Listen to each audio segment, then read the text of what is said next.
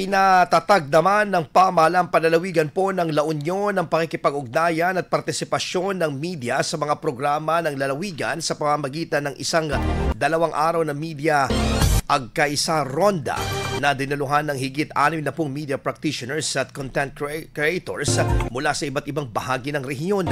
Layunin ng aktibidad na maipakita ng direkta sa media ang iba't ibang mga proyektong isinagawa sa mga komunidad mula sa agritourism hanggang sa mga community livelihood enterprises upang mas maging malinaw ang epekto ng mga ito sa pagpapaunlad ng lalawigan.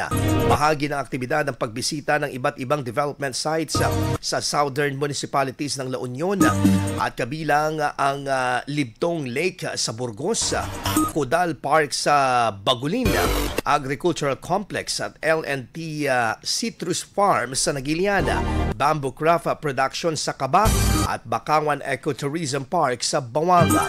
Ayon sa Media Affairs Office, mahalaga ang ganitong gawain dahil nagbibigay ito ng pagkakataon sa media na makita at maunawaan mismo sa kanilang pagbisita ang progreso ng mga proyekto.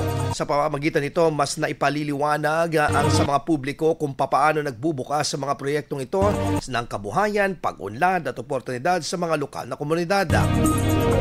Dagdag pa ng tanggapan ng personal na pagbisita ng media sa mga lugar na ito ay nagiging daan upang maipakita ang transparency at good governance na mahalaga sa pagbuo ng tiwala ng publiko. Inaasahan naman ng pamahalang panlalawigan na ang mga media agkaisa ronda ay higit pang magpapatibay sa suporta ng publiko at magpapalalim sa ugnayan ng gobyerno at media tungo sa mas maunlad at mas bukas na lalawigan ng La Union. IFM News. IFM News. IFM News.